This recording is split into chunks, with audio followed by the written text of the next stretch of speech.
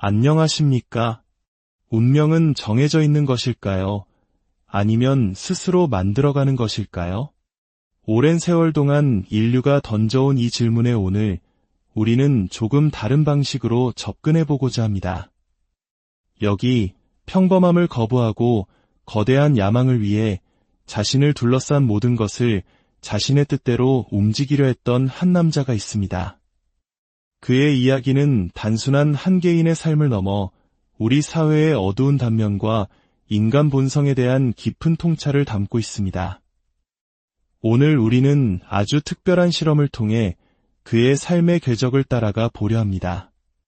생년월일도 이름도 없이 오직 1963년생 남성이라는 단편적인 정보만으로 한 인간의 과거와 현재, 그리고 미래를 꿰뚫어보는 한 무속인의 놀라운 통찰을 통해 우리는 한 남자의 운명 속에 숨겨진 충격적인 진실과 마주하게 될 것입니다. 이 이야기는 어쩌면 여러분이 가진 운명에 대한 고정관념을 송두리째 흔들게 될지도 모릅니다. 이야기의 시작은 한 녹화 현장이었습니다. 촬영에 앞서 한 여성 무속인이 제작진에게 흥미로운 제안을 합니다. 보통 점을 볼 때는 이름과 정확한 생년월일시, 즉 사주팔자를 모두 넣지만 이번에는 그렇게 하지 말자는 것이었습니다. 대신 제작진이 특정 인물을 마음속으로 깊이 생각하고 자신은 오직 그 사람이 누구인지 아는 상태에서 떠오르는 기운만으로 점을 보는 것이 가능한지 시험해보고 싶다고 말했습니다. 그녀는 강조했습니다. 제가 누구를 보는지 알아야만 제 눈을 통해 그 사람의 인생을 읽을 수 있습니다.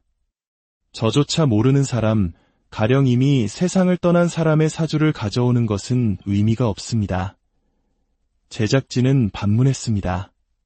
그렇다면 대상이 누구인지 알기만 하면 최소한의 정보만으로도 그 사람의 모든 것을 읽어낼 수 있다는 의미입니까? 그녀는 단호하게 고개를 끄덕였습니다. 그렇습니다. 심지어 그 사람이 연인과 어떤 잠자리를 가졌는지까지도 알 수 있을 만큼 세밀하게 보입니다. 실제로 너무 많은 것을 맞춰서 뜨끔한 마음에 점집을 뛰쳐나간 손님들도 많았습니다. 흥미로운 제안에 제작진은 본 촬영에 앞서 이 실험을 진행해보기로 했습니다.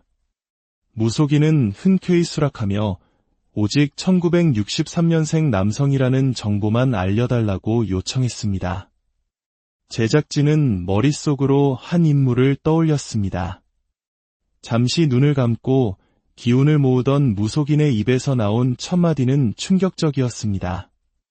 이 사람은 보통 사람이 아니네요. 남의 밥그릇을 걷어차고 그 자리에 앉은 사람입니다. 남의 밥그릇을 찬다는 말. 한국 사회에서 이 표현이 갖는 무게는 결코 가볍지 않습니다. 이는 단순히 누군가의 자리를 빼앗았다는 의미를 넘어 한 사람의 생계와 인생의 기반을 송두리째 무너뜨렸다는 극단적인 표현입니다.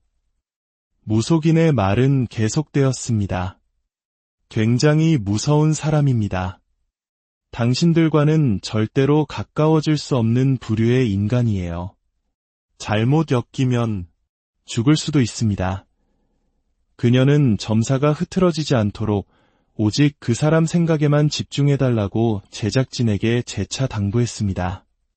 이 남자는 부모도 형제도 없습니다. 설령 아내와 자식이 있다 한들 자신의 길에 걸림돌이 된다면 가차없이 죽일 수 있는 사람입니다. 여기서 죽인다는 건 꼭 칼이나 총으로 목숨을 빼앗는다는 뜻이 아닙니다. 사회적으로, 경제적으로 그 사람의 존재 자체를 지워버릴 수 있다는 의미죠. 자기 말 한마디면 사람 하나 매장하는 건 일도 아닐 겁니다. 모든 진실을 덮어버리는 데 선수고 불리한 상황을 교묘하게 빠져나가는 데도 선수입니다. 이런 사람을 대체 누가 이길 수 있을까요? 그녀의 묘사는 한 편의 영화 속 냉혹한 권력자를 보는 듯했습니다. 이 남자는 결코 누군가의 밑에 있을 수 없는 운명을 타고났다고 했습니다. 뱀의 머리가 될지언정 용의 꼬리는 되지 못하는, 남이 잘 되는 것을 보면 배가 아파서 견디지 못하는 성정이라는 겁니다. 하지만 그 끝은 비극적이었습니다. 마지막이 좋지 않네요. 정확한 생년월일이 있다면 더 확실하겠지만 아웃입니다. 제작진이 그 의미를 묻자 그녀는 이렇게 설명했습니다. 살기 위해, 더 높은 곳으로 가기 위해 미친 듯이 발버둥을 치지만 세상의 욕은 바가지로 먹는 형국입니다. 아닌 척, 잘하는 척, 불쌍한 척, 왜 이렇게 척을 많이 하는지 모르겠어요. 하지만 사실 그는 불쌍한 사람입니다. 아무리 남의 밥그릇을 빼앗아 앉았다 한들 그 밥그릇이 온전하겠습니까? 빼앗은 밥그릇으로 밥을 짓는 것도 모자라 이제는 그 밥솥까지 팔아먹게 생겼습니다. 제작진은 소름이 돋았습니다. 부모 형제도 죽일 수 있다는 말이 단순한 비유인지 다시 물었습니다. 무속인은 단호했습니다. 비유가 아닙니다. 실제로 그럴 수 있는 사람입니다. 아무나 할 수 있는 일이 아니기에 어떤 의미에서는 대단한 사람이죠. 그래서 제가 아까 조폭 같다고 말한 겁니다. 조폭 두목이 직접 칼을 들고 사람을 해치지 않잖아요. 말 한마디로 사람을 죽이고 자신이 가야 할 감옥에 다른 사람을 대신 보내는 것처럼 이 남자도 그런 식으로 자신의 손을 더럽히지 않고 모든 것을 조종하는 사람입니다. 그녀는 이 남자의 운명이 본래 그 자리에 오를 수 없는 사주임에도 불구하고 억지로 남의 것을 빼앗아 차지한 것이라고 했습니다. 남의 사업체를 빼앗았으면 열심히 일궈야 할 텐데 그 빼앗은 것마저도 다 팔아먹게 생겼으니 그 끝이 어떻게 되겠습니까? 결국 그의 말년은 비참할 것이라고 예언했습니다. 말년 운이 최악입니다. 아무리 발버둥 쳐도 마지막은 어딘가에 갇히는 형국 혹은 죽는 형국으로 끝이 납니다. 병상에 누워 호스를 꽂고 옴짝달싹 못하거나 차가운 감옥에 갇혀 평생을 보내는 모습, 둘 중 하나일 겁니다. 너무나도 정확한 묘사에 충격을 받은 제작진은 그의 과거에 대해서도 물었습니다. 1963년, 개묘생, 토끼띠네요. 무속인은 잠시 생각에 잠기더니 헛웃음을 터뜨렸습니다.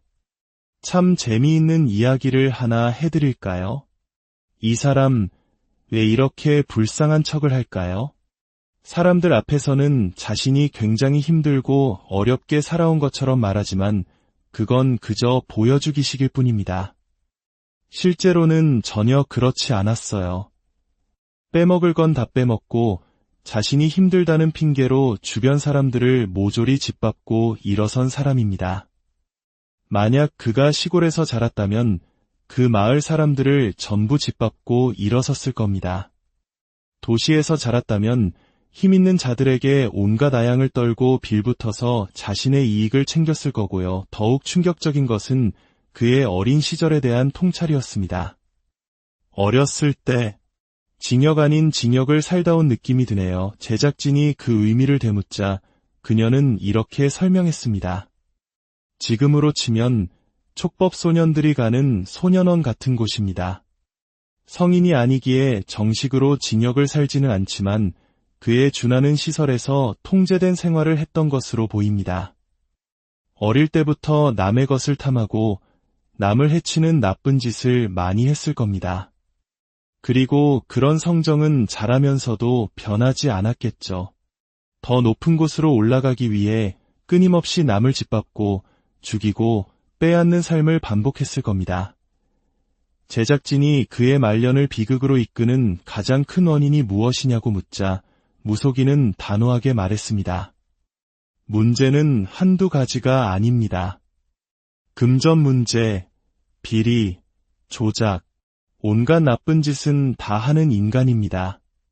그리고 사람을 죽인 업보도 보입니다. 직접 손에 피를 묻히지는 않았을지언정 그가 벌인 일들로 인해 수많은 사람이 목숨을 잃거나 그에 준하는 고통을 겪었습니다.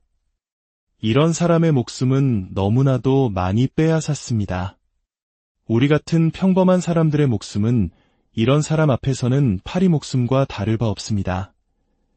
아무 정보도 없이 오직 제작진의 생각과 기운만으로 한 남자의 인생을 꿰뚫어보는 무속인의 말에 그 인물이 누구인지 알고 있는 제작진은 온몸에 소름이 돋는 것을 느꼈습니다. 이것은 단순히 한 무속인의 신비로운 능력을 보여주는 이야기가 아닙니다.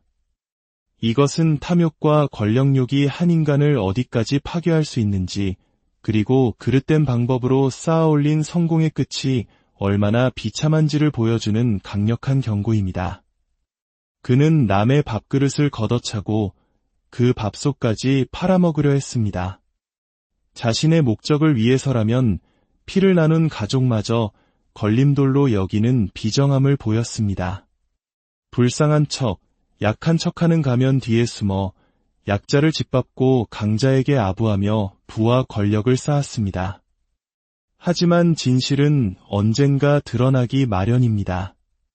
인과응보, 업보라는 말처럼 그가 저지른 모든 악행은 결국 부메랑이 되어 그의 마지막을 옥죄어 올 것입니다. 병상에서 혹은 감옥에서 맞이할 그의 고독하고 비참한 최후는 우리에게 시대를 관통하는 하나의 진리를 일깨워줍니다.